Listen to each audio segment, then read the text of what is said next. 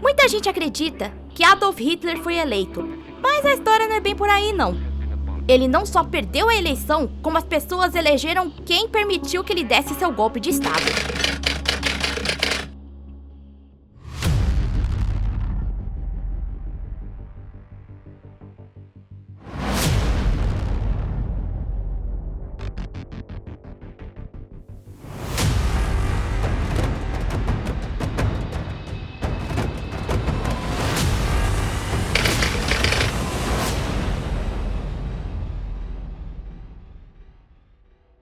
Entre 1929 e 30, antes do início da chamada Grande Depressão, o Partido Nacional Socialista dos Trabalhadores Alemães, também conhecido como o Partido Nazista, era apenas um pequeno partido de extrema-direita na Alemanha. Nas eleições de 2 de maio de 28, para eleger o Reichstag, os nazistas receberam apenas 2,6% dos votos em todo o país, ganhando apenas 12 lugares no parlamento. Como resultado da eleição, o Partido Social Democrata da Alemanha, partido católico de centro, formou uma grande coalização com o Partido Democrata Alemão e o Partido pelo Povo Alemão. A coalização governou a Alemanha de Weimar, depois da Primeira Guerra Mundial e nos primeiros 6 meses da crise econômica. Entre 1930 e 33, a depressão econômica mundial já havia atingido duramente a Alemanha. Milhões de pessoas perderam o emprego. O sentimento de frustração e humilhação nacional, também causados pela sua derrota na Primeira Guerra Mundial, deram corpo à chamada Grande Depressão. Muitos alemães passaram a considerar a coalização do governo parlamentar fraca e incapaz de solucionar a crise econômica. Nas eleições de 30, os nazistas ganharam 107 lugares no parlamento, se tornando o segundo maior partido no Congresso.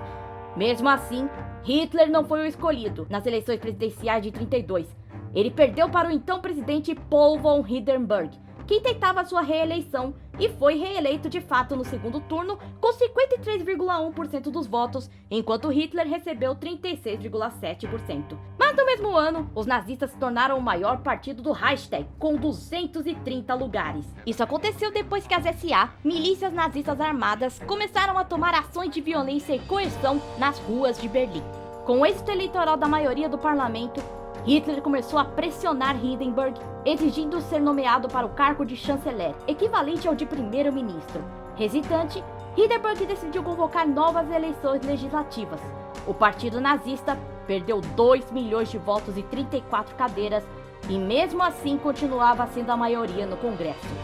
Hindenburg nomeou então Kurt von Schleider como novo chanceler, que 57 dias depois da posse pediu demissão, já que não conseguiu formar coalização majoritária. E em 30 de janeiro de 33, já debilitado, Hindenburg não conseguiu mais resistir às pressões dos setores conservadores, indicando Adolf Hitler como chanceler. Em 27 de fevereiro de 33, 28 dias após sua posse de Hitler, o Reichstag foi incendiado. Hitler culpou os seguidores da ideologia marxista, também chamados de comunistas, e a partir de então, marxistas e anarquistas passaram a ser perseguidos e enviados ao campo de concentração de Dachau. Mas na verdade o incêndio foi causado pelos próprios nazistas, servindo de pretexto para Hitler consolidar o próprio poder. Ainda em 33, Hitler conseguiu também proibir os social-democratas no parlamento e em 14 de junho, a Alemanha foi oficialmente declarada um estado de partido único por decreto-lei. O Partido Nacional Socialista dos Trabalhadores Alemães constitui o único partido político da Alemanha. Aquele que tentar manter ou formar um novo partido será punido com trabalhos forçados por 3 anos ou com prisão de 6 meses a 3 anos, se a ação não estiver sujeita a penalidade maior, em conformidade com outros regulamentos. Em 24 de maio de 33, o Reichstag aprovou o ato de autorização, em que transmitia as funções legislativas ao poder executivo nas mãos de Hitler. Com a morte de Hindenburg em 2 de agosto de 34, Hitler passou a ter o título de Führer und Reichskanzler, se tornando também chefe das Forças Armadas, com o exército prestando juramento de fidelidade a ele. Assim começa o governo ditatorial nazista como conhecemos na história.